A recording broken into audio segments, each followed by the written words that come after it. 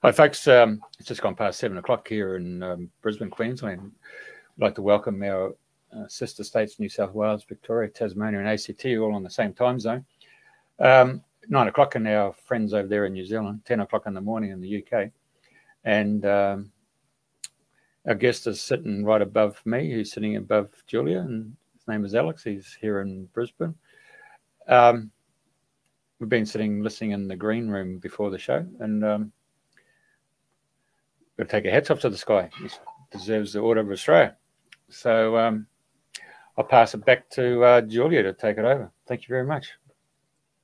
Thank you, Jeff. Good evening, everyone. Welcome to Dreaming the New Dream. Yes, we have Alex McDonald with us today. He's Chief Social Entrepreneur for a company called White Box Enterprises, which has the very great mission of trying to create as many jobs as possible for disadvantaged young Australians.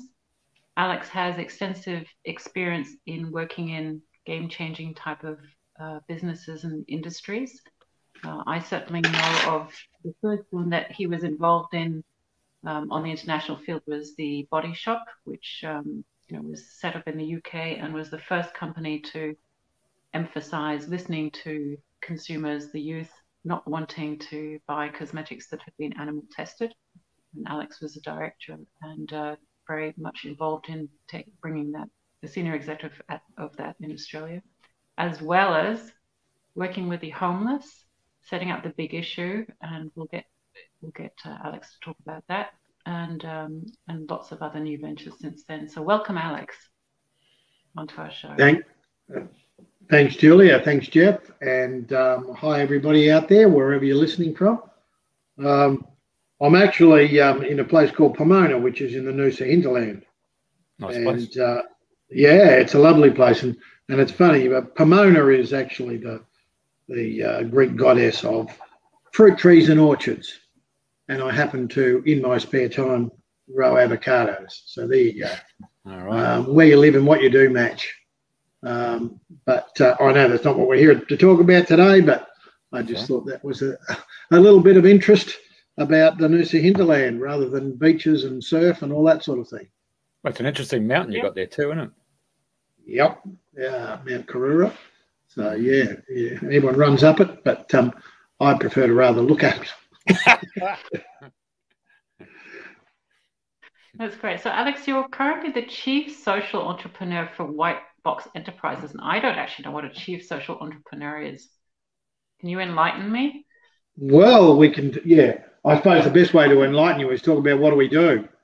And, my role within White Box, and the company's called White Box for a simple reason that the white box is a type of eucalypt, and it's one of the biggest pollinators in eucalypt forests. And one of the things that we aim to do is pollinate the community with new ideas about what business is and what it can do and how it works and who's involved and that sort of thing. So that's the reason for the name White Box. But my role in that is actually to investigate and look at what new business opportunities are there that fit around a paradigm of what we call a social enterprise. In other words, it's an enterprise with a social mission, but it's an enterprise as well that is economically sustainable for those people who either fund it or are part of it, but creates as much social good as it can. So my job in White Box is to look at what options are there in terms of new businesses. How do we structure them as businesses for social good and make them happen? And I'm happy to talk to, some of the businesses we're working with or indeed not just working with, but have established ourselves. So one of the things we do in White Box is support those social businesses that need advice, that may need or looking at different ways of funding themselves, etc., as well as establishing businesses themselves out of great concepts. So it's a pretty broad role, and I enjoy it immensely. It builds on the work that I've been doing for the last 25 years anyway,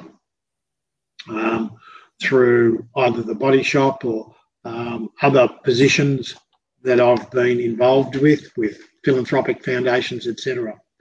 So, yeah, it keeps me busy, but it's about how to be an entrepreneur, but an entrepreneur building social business or social enterprise rather than your mainstream, purely for-profit businesses.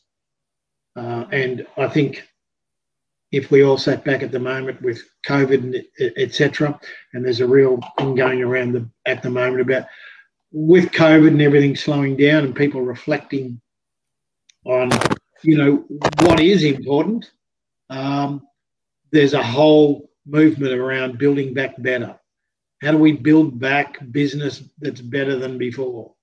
People are starting to realise that that business has an important role other than, generating profits for individuals or organisations or whatever. So we're right in the box seat of how do we build back better by building social enterprise. If I take I understand that at the moment. Oh, sorry, Jeff, go on. I take you back. I mean, in the early days of Australia and New Zealand, suppliers, farmers, or whatever, got together and they set up cooperatives, and where there's a cooperative venture put in place where they actually shared and distributed not only their goods and services but the profits. So we've actually seen that those cooperatives get corporatised. Is there a way that you've sort of worked out that you can overcome the corporatisation of cooperatives, which were really set on those same principles that you're talking about now? Yes, we talk about this issue quite a lot. I mean, I think it's really interesting when you talk about corporatised. If you think about AMP was the last big cooperative, if you like, in Australia that was corporatised and listed on the stock exchange. And it's been really interesting because when AMP was first established, it was established for the members, for the benefit of the members. And when it became an ASX listed company, it's really interesting on the position they find themselves in now, where it seems like there's been some mission drift, if you like, and that profits have trumpeted or triumphed somewhat over the mission of the organisation that was first established.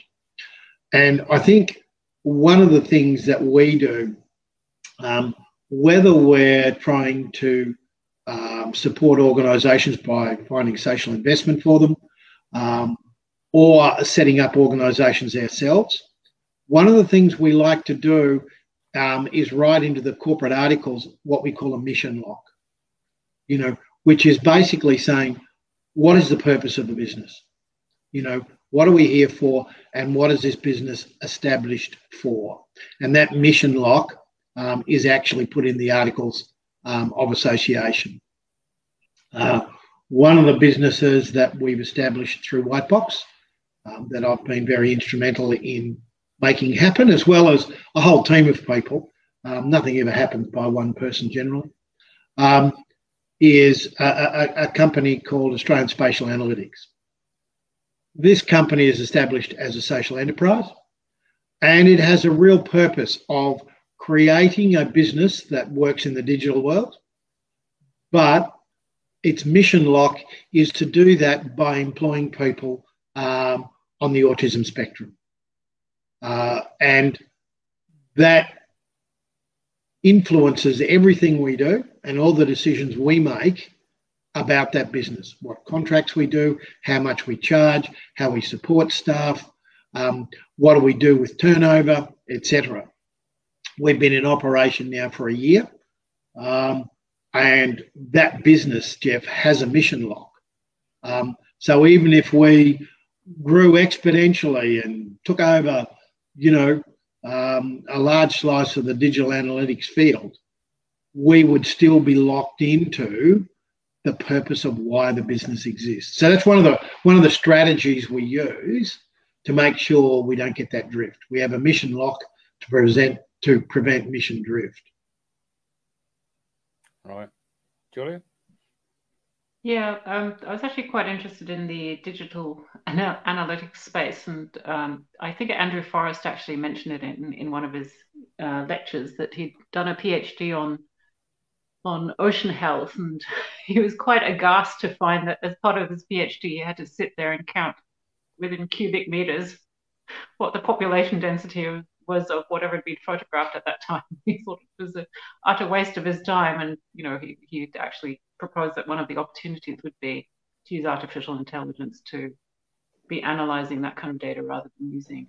Yeah, and there is a lot of AI that is now coming into play in data analytics. The first part of that, though, is that you actually have to train the AI algorithm to count things and to do it accurately and to identify things or categorise whether it's power lines or substations or trees or dolphins or waste in the ocean. All those things have to be, before the AI can take over, it has to be trained. And that means there's a lot of humans involved. Also, even if you do AI, you still have to do quality control. And you still have to pull out pieces of information and go back and say, did that AI work as it was supposed to? Did it categorise if we take Andrew Forrest as an example, did it categorise the pieces of plastic in the ocean as pieces of plastic? Or were they dorsal fins of dolphins? So you always have QC in the background. And also there are some things that can't be done by AI because there's too many influencing factors. So one of the things Australian Spatial Analytics does is provide that sort of service of being a QC platform for people who might be using AI. We're certainly also looking at developing our own AI solutions for particular issues within our community. I mean, I think the interesting point about it all, though, with Australian Spatial Analytics, firstly, 3/4 of all our staff are on the spectrum. We have 22 staff at the moment, which we're only 12 months old and growing, extremely fast. The statistics around people on the spectrum and unemployment is quite sad in the fact that, they're extremely overrepresented in the unemployment area. They're 4 times more likely not to have a job. And the jobs that people on the spectrum are really good at are often done overseas now. Australia exports up to $1 billion a year worth of data analytics overseas every year. All your governments, whether it's departments related to main roads, whether it's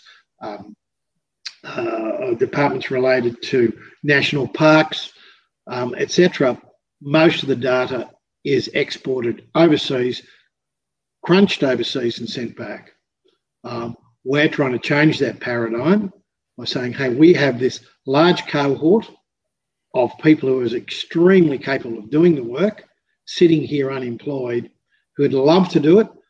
They're better, they're faster, they're quicker, and overall more productive in doing data analytics. Just step in there. Hey, a secret intelligence organisation have 5 eyes, so you can't spy on your own people, but you can get one of the other members of the 5 eyes to spy on you. So we've got these privacy laws. You think this data analytical stuff's been sent out of Australia to go overseas, so it doesn't come under Australian privacy laws and legislation, and then they can do what they want with data mining in another foreign country?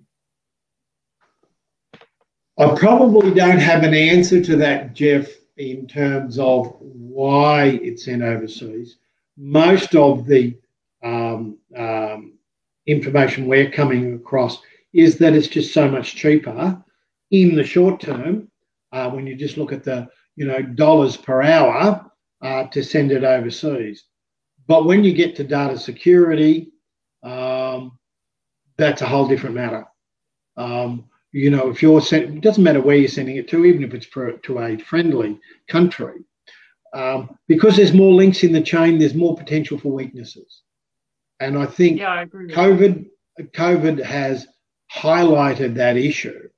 And we know of some major Australian corporates who we're talking to, as well as some government organisations that are actively saying, we can no longer send this data overseas.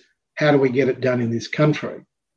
Of course, it's not just data analytics. It's whether you're making motor cars or fridges or, timber or whatever. We're fast finding out our capacity internally or nationally is a lot weaker than we thought. So even if people want to bring data analytics back on shore, there's not as many organisations available to do that work. So we put up our hand and said, hey, we can do the work. And more importantly, you can bring it back and meet your social obligations at the same time. ASA is a registered social business. It's also a registered DGR1 charity.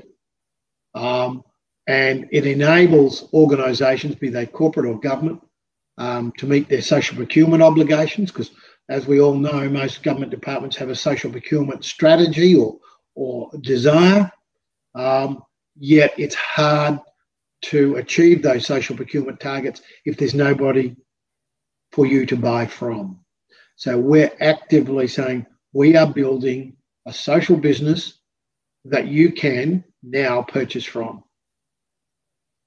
And I hear a lot of parents from who've got adult kids who are on the autism are just really grateful that their children have got an opportunity to be working, and that they really seem to be enjoying, and being happy to be involved, because if you're analyzing data and there's a cause for it and you have that buy-in, it's much more interesting than when it gets subcontracted out and you actually have no relationship to it at all.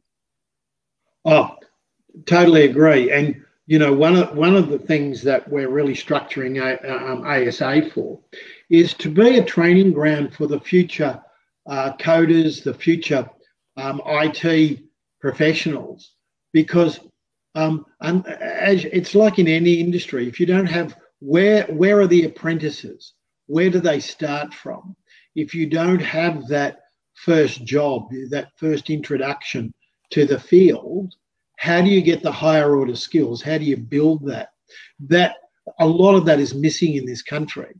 And what ASA is aiming to do is to be that opportunity to build those first generation skills, so that corporates, if they are going to hire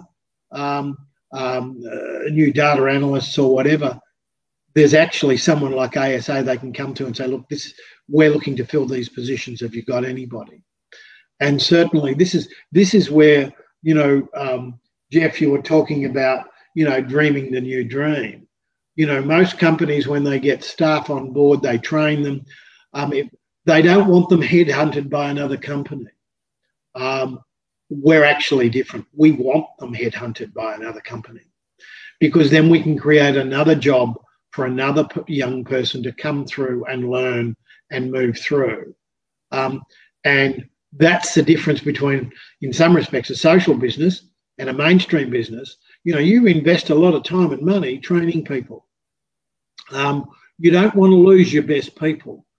We do. We want to lose our best people into higher order jobs in the IT field.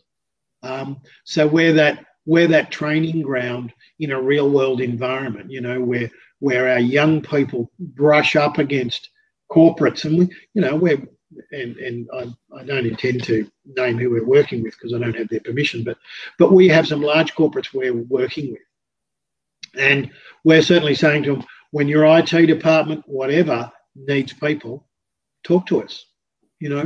We're happy to move people through, because our reason for being is different, and business is more than just profit, and we're aiming to be profitable. By the way, it's not. We're not aiming to be a charity. We're aiming to be profitable, and you know what we do with our profits is different. But we're aiming to be profitable. But we're also aiming to be socially positive. Well, I have to say, you might want to knock on the door of tolls. I mean, the tolls were sold to the Japanese Postal Service, and they amalgamated all the accounting systems and IT with all their different subsidiaries, outsourced it to India. And of course, they got hit with a ransom demand of $76 million, and they said, no, we're not paying it.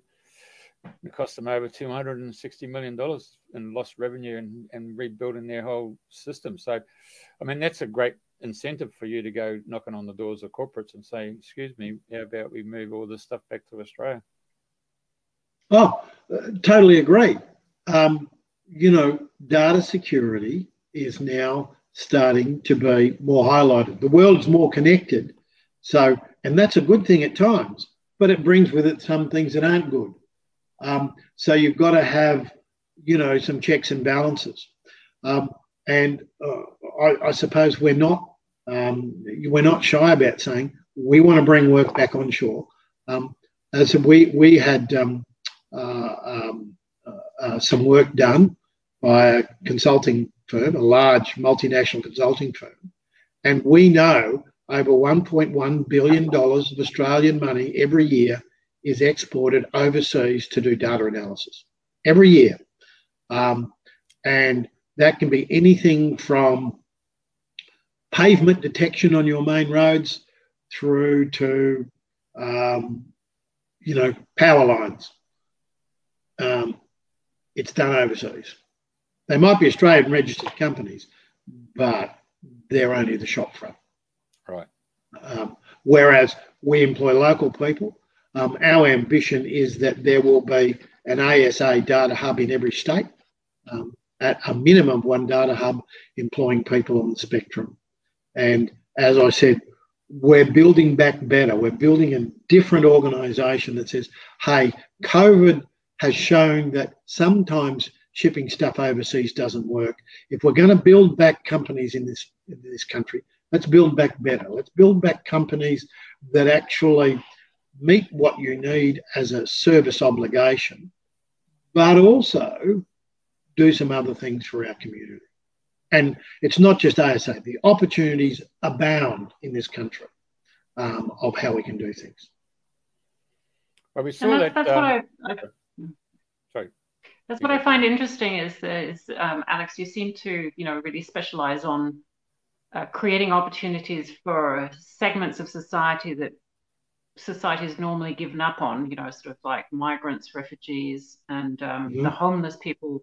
So you were just saying that it's The Big Issue, which is a magazine that's sold on the street by homeless people, and they write and they edit and they contribute to it as well, that has just celebrated 25 years of being founded, and you were involved with it right straight from the start.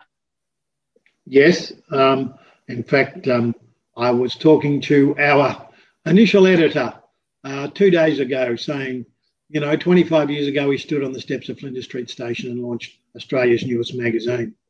And I think many of your listeners, or most of your listeners, would be familiar with The Big Issue. But basically, it's a magazine sold on the streets right across Australia by homeless people. Homeless people, when they sell the magazine, oh, there you go.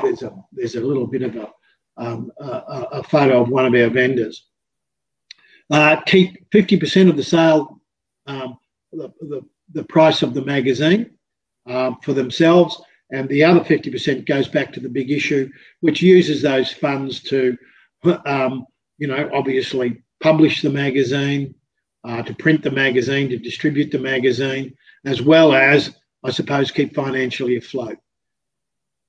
The Big Issue is a DGR1 registered charity. It has lots of news and views and opinions that are well balanced. It's truly an independent magazine. It's not owned by some corporate somewhere else. It's actually run by a community board in Melbourne, who, and I must say, I must give a big shout out to the chairman of that board, who's Sonia Clancy, who does a fantastic job of keeping a magazine front and centre of dealing with and supporting homeless people in this country. And they're all volunteers. But it's a business, it's a social business that makes its own money. It provides jobs for, over 1,000 people a week who make their ends meet by selling the Big Issue magazine on the streets. If you haven't read it before, go and buy one when you see when you see a vendor on the street. The interesting thing about the Big Issue, and it goes when you talk about ASA or anything else that I'm involved with, it upended the paradigm about homeless people. What it said was, homeless people aren't people who are helpless. They're people who may need assistance at this point in time, but also homeless people can actually be front and centre of a good business. They're not the recipients of largesse, but rather they can be a critical part of success. So it builds from a strength model, saying, what are the strengths of homeless people? And we realised they were on the streets and said, well, if they're on the streets, how can we use that as a positive, not as a negative? So it's turning something 180 degrees and saying, okay, how do we use and get, people's situation to be a positive, not a negative? It's the same with ASA. We're saying, okay, maybe people on the spectrum aren't going to do some jobs, but you know what? There's some real strengths we can build on. And if we build a business around people's strengths, it will work. The Big Issue works because it's built around the strengths of homeless people. Many homeless people are really up for a chat. Many homeless people sort of know everybody that goes past them because they're on the street all the time. So they can build relationships. And that's what I've heard as well, is Alex, sorry to interrupt, but I'm just busting people that I know who work in the city, they make friends with, being able to, number one, for the homeless person, they're not begging. They're actually, they say to me proudly, I've got a job, because I used to go out on the van to Ipswich, and they would tell us, oh, this day I'm going to go and do my job. And they were so proud because, as you can imagine, with a homeless person, they generally don't have a job. So having a job just gives them that self-respect.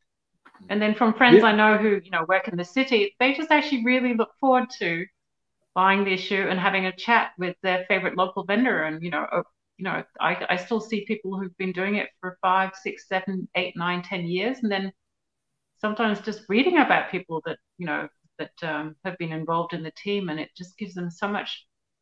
And they're very creative as well, actually. It's very interesting. I could tell you some stories about how creative people can be. I think you bring up a really good point, though, Julia. The one thing about the Big Issue, and even with ASA and other businesses that I'm involved with, is firstly, the Big Issue creates a dignified exchange. You're not begging and saying, please give me money. What the Big Issue does is allows a person to say, I have got something of value I want to exchange with you that you have of something of value. Both those exchanges benefit each person's life. I get to read a magazine that gives me news and opinion that maybe rattles my cage at sometimes or is different from the mainstream media. And that's of value to me. And I can exchange that for money to the homeless person who values that, because you know what? Then they can go and use that money for what their needs are in their life. And that dignified exchange is really important. The Big Issue is not a pity purchase. We've never wanted it to be a pity purchase and say, well, just give us money and we'll give you this magazine. It's like, no, it's a dignified exchange. It's a magazine, quality magazine with different news and opinions that you'll get anywhere else. It has news and views from people on the streets themselves, from, many of our social commentators, etc. So I think you bring up a good point. It changes the relationship. I mean, who hasn't, been confronted by beggars in the street and going, well, do I give them money? Do I not give them money? I gave to the last person. How much do I give? It really creates a meaningful relationship between two people. So tell us, Alex, how did you actually get in? How was it actually set up? Because it's there now, but before it wasn't there. So it was a paradigm shift, like you say. It was a major paradigm shift. It was a major paradigm shift because, firstly, we built a business around homeless people. We actually, think about it. We said homeless people are valuable. They're not people you give money to. These are people that are capable of creating their own futures if they have a vehicle to do that. A lot of people on the streets have an organic disorder and will probably never work for somebody else. That's just not going to happen for them because, they might go up and down. They might have issues that prevent them from working in a socially orientated workplace. So, this creates a business paradigm that they can participate in at their level. Whether it's I can do 2 days of work a week, or I can do mornings, or I'm only happy to do, 1 day a week, or whatever it is. People have a choice in their life, and a lot of those people need those choices and to take that control back of their own lives. And a lot of people have moved from the big issue into other jobs, into other ways of making a living, etc., or just using the magazine to make ends meet. So when we started, we knew it couldn't be like a normal corporate. It was never going to make, oodles of money. So it was set up as a social business. It was set up by the Body Shop and the two partners in the Body Shop in Australia, which was two fellows called Barry and Graham, who are fantastic people, who saw that the opportunity to do some good was there.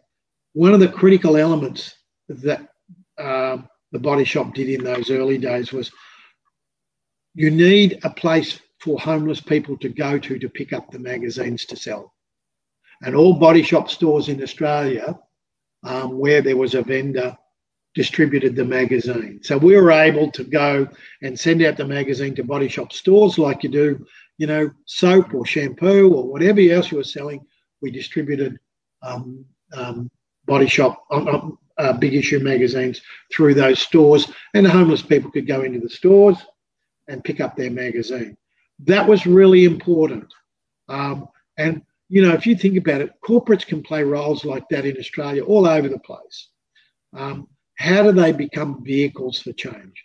Doesn't mean they own the product or whatever, but they can become vehicles for change. And it was to be commended of the two partners in the business in those days that they saw the value of doing that. It was set up as a community board. It's still a community board. It said everybody who works on the big issue board are volunteers. They come from all walks of life. They're people who are dedicated to making a change in our community. It was hard in the early days because we were doing something nobody else was done. We were breaking the welfare mould. We were saying people are capable of creating their own futures if they're given the vehicle to do that. There was lots of debates, lots of discussions with welfare agencies, etc. Some agencies refused to send homeless people to us or refer people to us because we were breaking the mould. It was more like you're supposed to be helping homeless people. You're not supposed to be making them your business. It was tough. They didn't trust you. Oh yeah, there was, there was a degree of, I don't know if these people are true to their word, but 25 years later, the body shop's still involved, the community board's still involved. I mean, I'm still a member. I think a lot of people who get touched by the big issue tend to stay around. Absolutely. And when you were working at the body shop itself, I mean, you know, I remember that as well in the UK. You were breaking paradigms because you were setting up an ethical supply chain. You know, that was what certainly the youth wanted at the time. Did you find yourself going up against a lot of vested interests then? Oh, certainly. Well, my first job in the body shop, funnily enough, was a program called Trade Not Aid. And Anita Roddick, when she started the body shop, really wanted to find a way to work directly with farmers and cut out all the, because farmers, and even to this day, often get the lowest price. Go and talk to a few dairy farmers. The lowest price for their product. And there's a lot of middlemen. And Anita had set out in the early days to say, how do we cut out the middleman? How do we buy shea butter direct from someone in Africa? How do we buy, you know, tea tree oil direct from Indigenous people in Australia? How do we buy, you know, coconut oil direct from people in Samoa? Rather than, you know, having aggregators in different areas who then sell it onto a wholesaler, who then sells it onto a producer, who then sells it onto the body shop. Because in all of that transactions, in all of that, the farmer has to lose a bit of their payment. So, you know, the body shop really worked, and the scheme we're talking about was Trade Not Aid. Now, Anita set that up probably about 35 years ago, and really went hard at that. And I mean, it's really interesting when you see all the, you know, to me anyway, because I came from that field, to see all the farm gate opportunities to purchase now over the web. You know, all these farmers being able to sell direct to the consumer because, and why do they say it? A, we understand the consumer, we understand what they want, and we also get a better price. You know, 35 years ago, the internet didn't exist. You couldn't sell direct like that. There was a whole system that worked, I suppose, and against or at least fed off the farmer. Now, you know, those opportunities for farmers are there through the internet to have that direct consumer interface. And I mean, I just love it. I just watch it and I just go, all power to people. It allows both sides of the equation, the consumer to get a better, quicker, more direct product, to have a relationship with the farmer, and on the flip side of that, the farmer to have a relationship with their consumer, understand what they want, when they want it, how much they're prepared to pay, and everybody benefits. That's one of the real benefits of the internet. Well, they get their cash flow quicker too, don't they? Beg your pardon, sorry, Jeff? They get their cash flow quicker too. Well, yeah, they get their cash flow quicker. You know, it's not held in trust here and then it moves to there and then I'll pay you next month. And, you know, it really makes a real difference. And, you know, as I was saying, I grow avocados myself. And I know being able to sell direct to the consumer, I can sell a better quality product because I don't have to, you know, cut corners and pack the way somebody else wants, etc. It's an absolute boon. So for you, you've got the internet and you've got the capability for taking payments. Your only concern really would be your transportation and distribution network. Yeah, totally. And, you know, the transportation and distribution, and I suppose you get to control who you sell to. I sell locally. So in other words, I don't want to distribute to Melbourne markets. I love my, you know, I've got family in Melbourne. I love them dearly and all that sort of stuff. But I don't need to pay the price of shipping all the way to Melbourne. I can develop a local market that will take my product. A, I'm cutting down food miles. B, people are getting a fresher product. It's not in cold storage. I'm not creating, you know, a vast carbon footprint. There's a whole lot of opportunity in that. And I think that the markets themselves become more resilient. You know, your communities become more resilient. You know, I won't say gone are the days of shipping all the way to Melbourne, because that's not true. We do ship products around all the place, not me personally, but there's still vast, you know, distribution networks out there. But, you know, you do get to control where you need to go and where you need to sell, because you don't need to sell as much because you're getting a better price.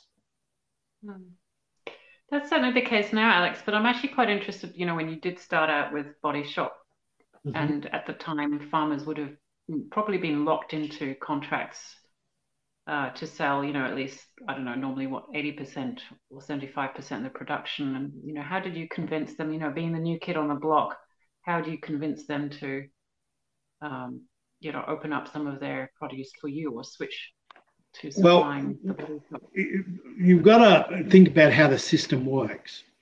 And the system works where you have individual farmers and then you have an aggregator, you know, somebody who buys off all the little farms, aggregates that into, you know, particularly in the developing world.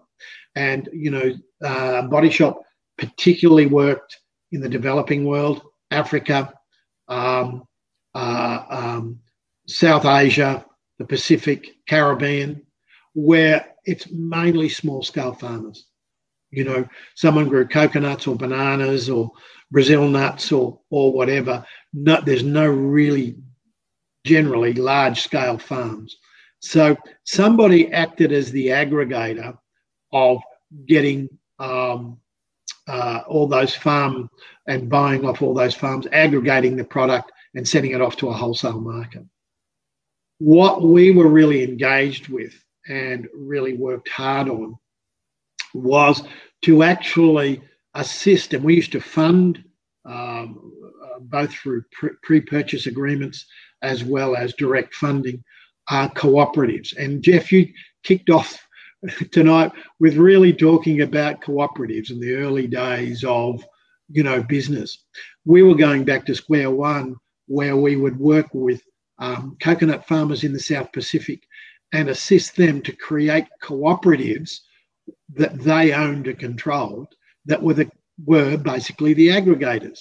So therefore, they could then, by aggregating through a cooperative that they owned and controlled, sell to markets.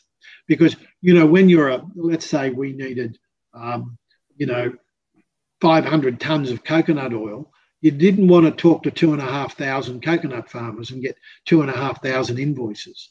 You want one invoice for that bulk product. So by working at a strategic level, what we worked to do was assist those farmers self-organise through a cooperative where they would aggregate and then you would buy off that cooperative. And they're great ways for people, for small-scale farmers to do things. In the Sunshine Coast hinterland where I am, you know, you do have some dairy farmers who are, you know, developing their own cooperatives to aggregate product to meet larger markets. Again, they're in control of the aggregation of that product through a cooperative.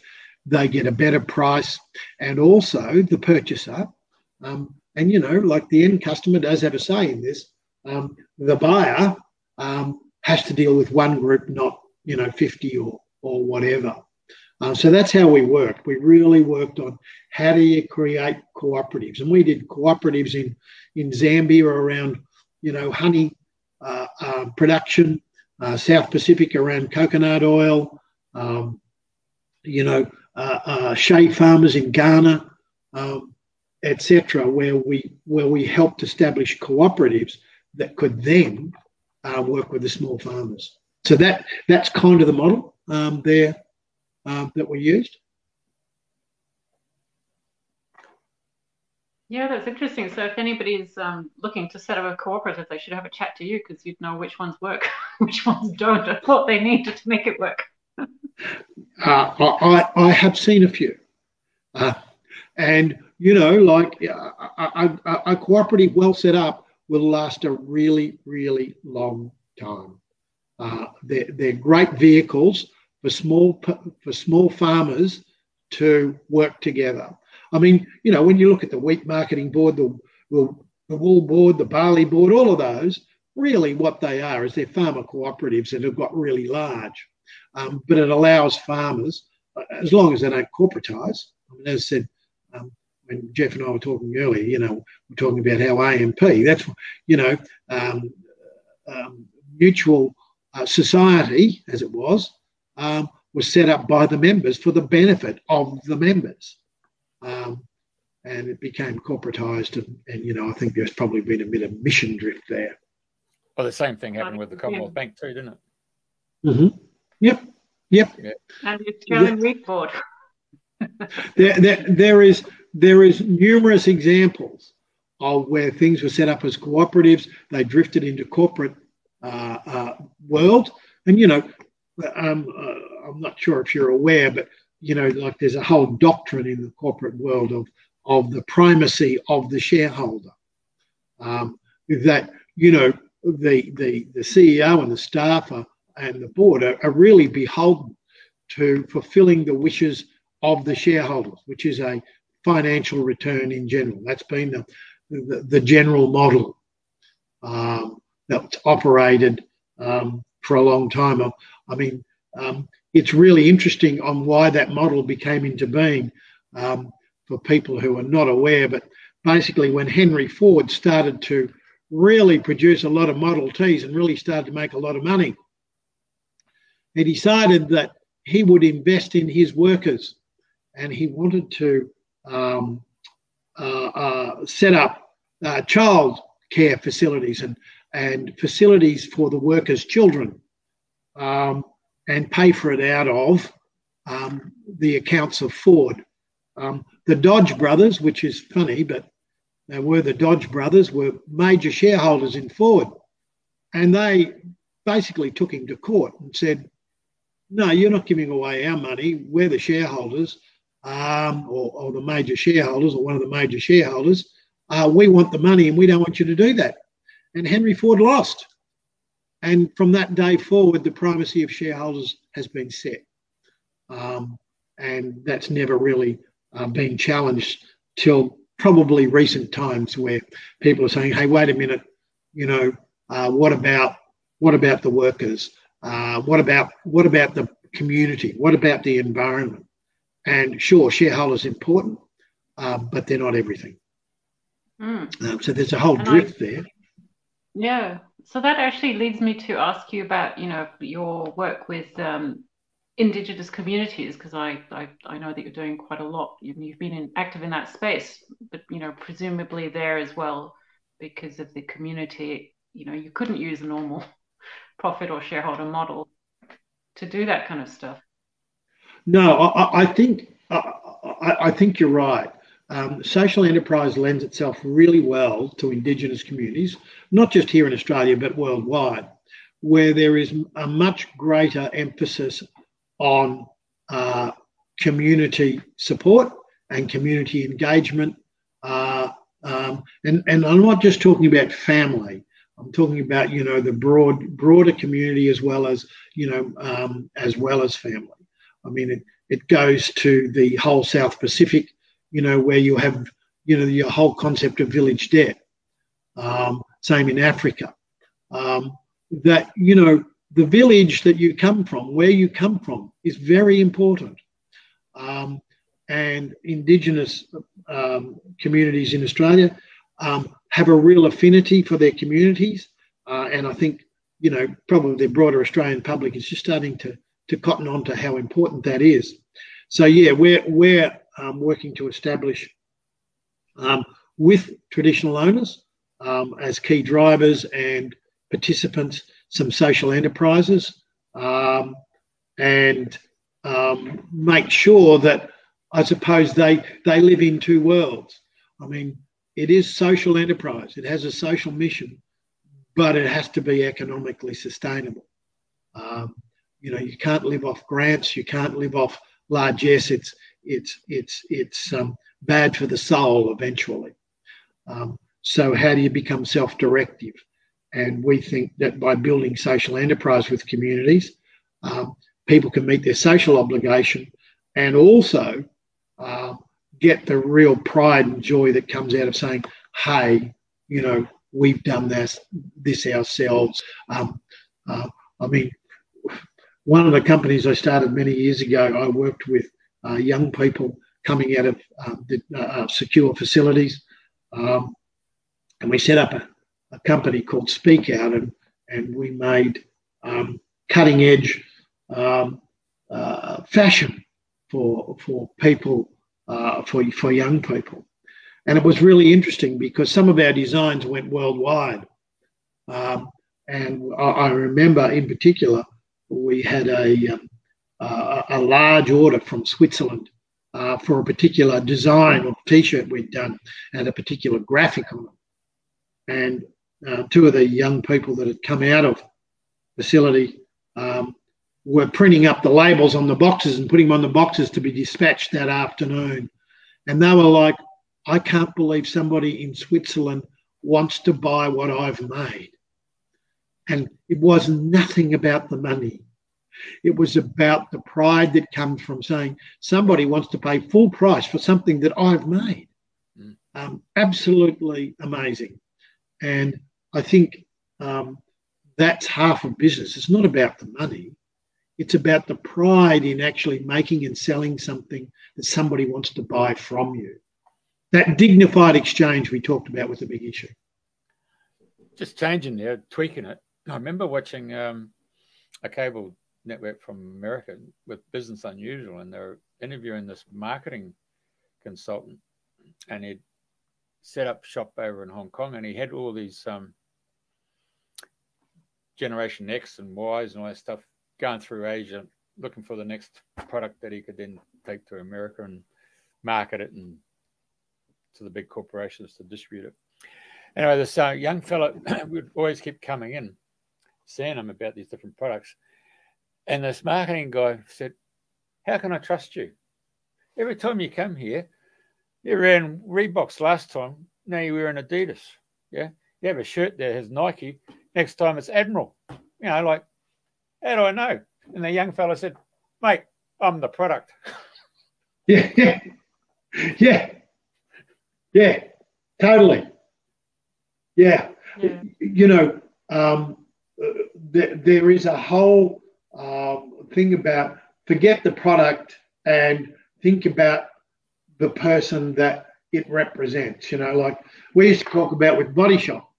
You know, what happens when you pull a lipstick out of your purse or out of your bag? It says something about you, you know, and when a person pulled a Body Shop lipstick out of their bag, it said something about them as a person. It wasn't about the colour red or anything like that. It was about I buy Body Shop, and that stands for something. That's who I am. Really important Alex, branding stuff. Yeah.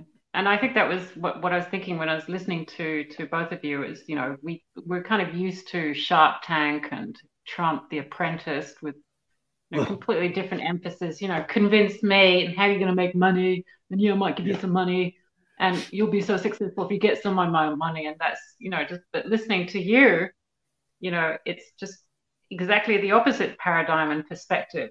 You're, you know, really looking for opportunities to encourage these people that they can be creative and, you know, and prove themselves. Oh, look, people amaze me, some of the business ideas they have, young people, etc. But, you know, you go to a really important point. One of the things that Body Shop did, and you know, even with ASA, if I bring it into the contemporary field now, what we try and do and what we tried to do then and what we're trying to do now is having an emotional connection with the customer. It's not just about the physical product or service that you're offering. It's about, hey, we work with ASA. You know, the product's just as good as any other product, but this says something about us as an organisation that we work with these people because we get more than just the service. again with the body shop, you've got more than just the lipstick. You knew that, you know, the beeswax in that lipstick we support. We sourced from a cooperative we'd set up in Zambia with local women. So every time, you know, when you see ASA or Body Shop or some of the other businesses I'm involved with, the brand says something more than the product itself or service itself. It says something about you, not about the product or the service. And that's what we aim to do all the time. Ethical and two-way exchange, yeah. Yeah, yeah. And Jeff, any more?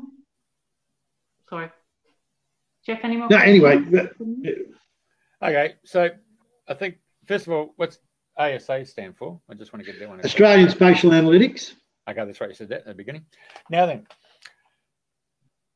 I come to you with a great idea. You look at it and think, oh, my God. So what happens now? Do you go and set up a business plan, or do you go there and say, okay, we need to get some funding? How do we get this project off the ground? Where do we go get premises? My first question to you, Jeff, would be, what do you want to do? Why have you come? Because you already know why you're there. You know, I want to make it real, or I just thought it was a good idea, or I'm looking for money, or I'm looking for partners, or I want somebody to tell me it's good or bad. Firstly, I try and figure out, you know, why have you come? You know, let's clarify that. And then, you know, we start just pulling it apart a little bit, just as a back of the envelope, just pull it apart. And because we're always looking for, you know, why is it different? What's your social impact going to be? We do a back of the envelope. You know, what do you think your social impact's going to be? I'm not going to talk to you if you're there to make money. If you say, oh, I want to make this, and, you know, I'm going to do it, that's not what we're there for.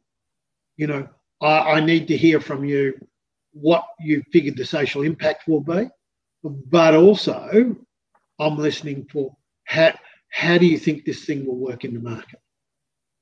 And then we start talking about, okay, well, where to from here? What research have you done? You know, how do we do more of that? What are you prepared to put in? And I don't mean dollars. I mean, money is, to me, is usually the last thing I want to talk about. Really, it's just pulling it apart.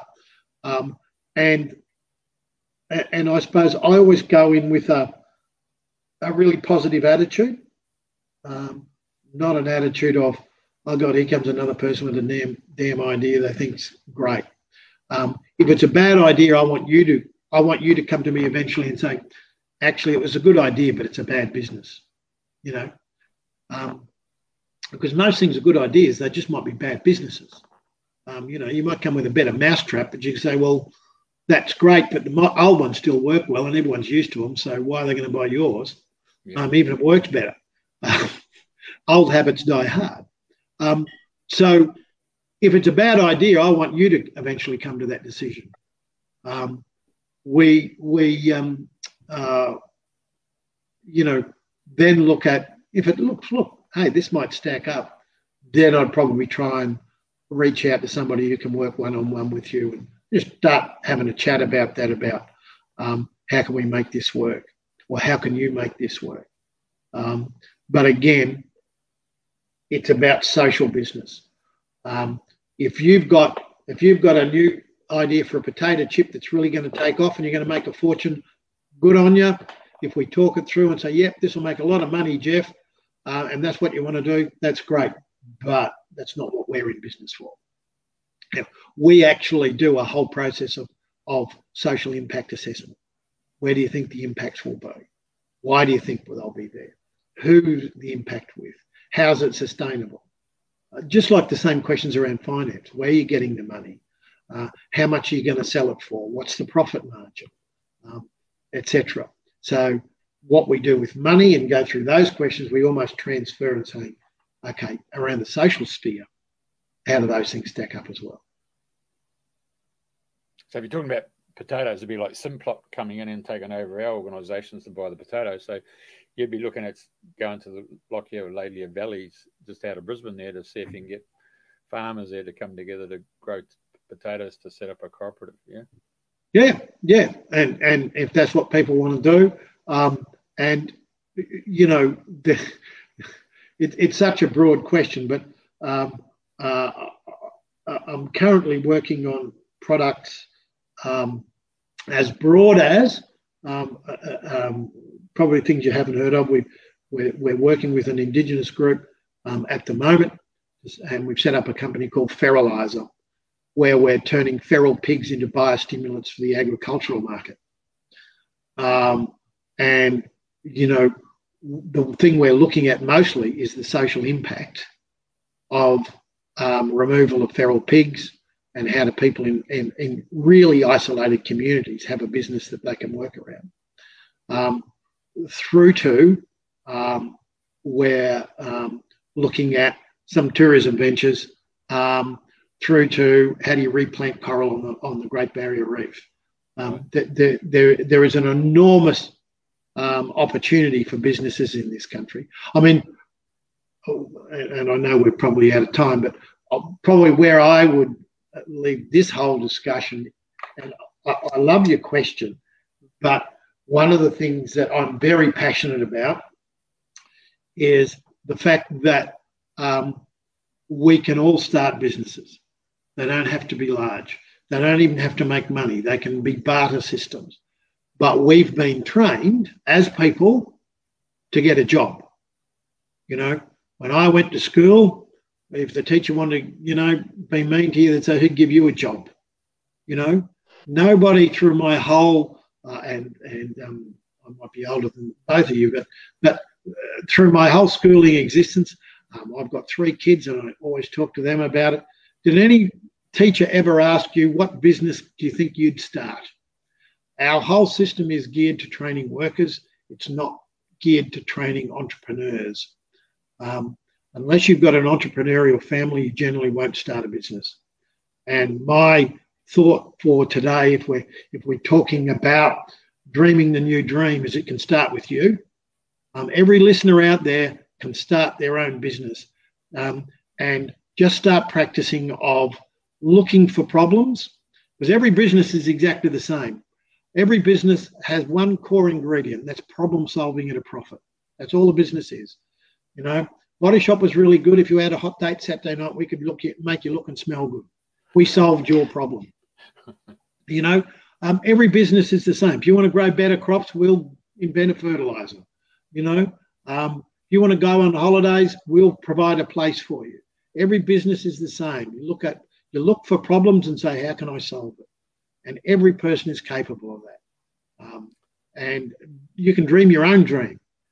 And you can start your own business. And I just encourage every Australian to really think about it, because that's how we build back better. That's how we create the new dream, is starting micro business. It doesn't have to be flash. You know, I remember sitting next to a fellow on a plane, and this many years ago, and I was chatting to him, and he said he'd just been up to Brisbane. He was going back to Adelaide, and I said, what do you do? He said, well, and he was only about, I reckon he would have been 18, 19. And I said, what do you do? And he said, I've started a business. I said, well, what's the business? He said, do you think it's strange? And I said, no. He said, well, I breed crickets. And I said, oh, really? You breed crickets? He said, yeah, I can't get enough of them. He said, because everybody in Australia, well, not everybody, but a lot of people are starting to have lizards and snakes and stuff in aquariums. He said, and they feed them crickets. He said, they need to buy them. And he said, I've always loved cricket, so I grow them. And he'd come to Brisbane to hire a new employee. So you can make a business out of anything. Wow, that's great, Alex. That's really inspiring. Thank you very much. You know, I really appreciated finding out about how these social enterprises are, you know, making a difference and solving problems. And I really encourage our audience, get in touch with Alex McDonald at White Box Enterprises if you want to make a difference. Thank you very much for joining us on the show. Take care, Julia, Jeff, and listeners. Have a grand evening. Hey, brilliant.